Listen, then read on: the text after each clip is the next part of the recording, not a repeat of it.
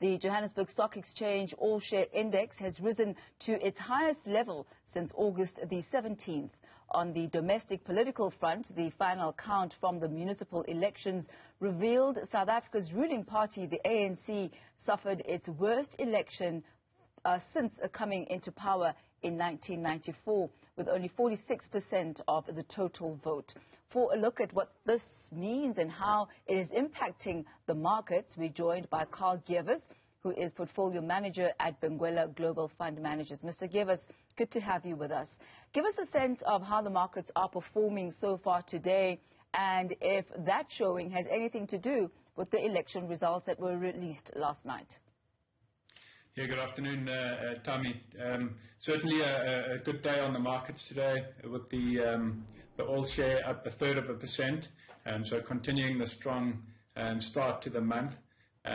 This is also on the back of the US that had a very strong record close yesterday again.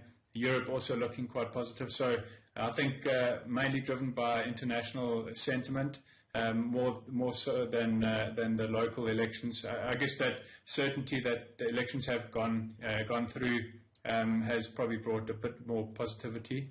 Asia has been weaker, so our market has been stronger, which is a positive. It has been driven by the industrial sector today, mainly on the back of some very strong performance from SAPI and MTN. That's up 8% at the moment. The rand slightly weaker, 0.5% weaker at 15 Rand 29 to the dollar. And in terms of commodities, we've got oil that's flat at the moment at $81.60. Platinum up 1% at $1,031 per ounce, and then gold up strongly, up 1.75% at $1,794 per ounce. Now, gold prices seem to be on track for a weekly gain. Talk to us through the developments on that front. Yes, gold is back at, as I mentioned, at the 1,790 odd levels after dropping all the way down to below 1,760 earlier in the week. And the main reason was the expectation of the Fed to potentially announce some interest rate increases further down the line. They have, however, indicated that while they're tapering, so which means they reduce, or they're stopping or reducing their bond purchase program. The interest rates will probably stay lower for longer. A similar story from the Bank of England, that interest rates will remain low, and that is a conducive environment for holding gold, which is the cost of holding gold remains low, so it's attractive for gold. Hence the positive reaction by the gold price. We see MTN shares soaring 8% as Nigeria approves a license for Momo. Talk us through that surge. Yes, it's quite big news. That basically the approval in principle for a money banking license.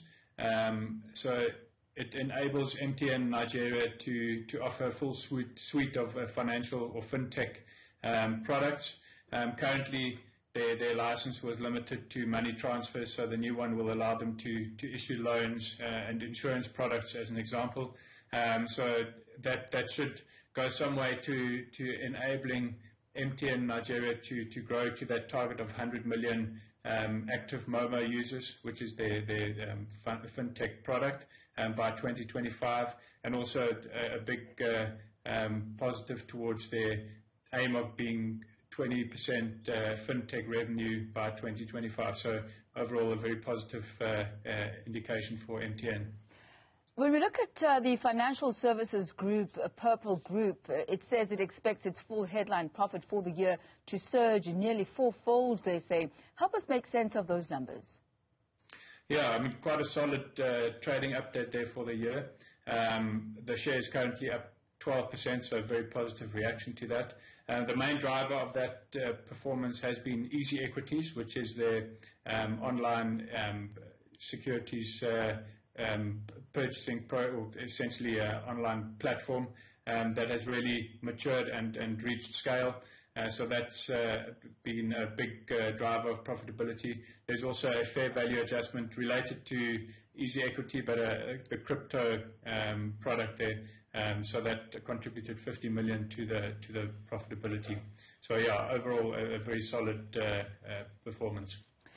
Skynet South Africa has announced a private equity buyout. Talk us through that sale. Yeah, it's quite interesting. Skynet, so it's not listed. It's a privately held, a courier business, homegrown success story from South Africa, operating globally in over 170 countries. Certainly benefiting from the drive in e-commerce. With the whole lockdown environment, there's been quite an increase in requirement for deliveries and so on. So I think there's an opportunity there for, firstly, the SA local management team participating in the buyout with RMB Ventures, Bopamoru Private Equity Fund, and New GX Capital. So local investors buying into a strong, a very strong growth story in Skynet.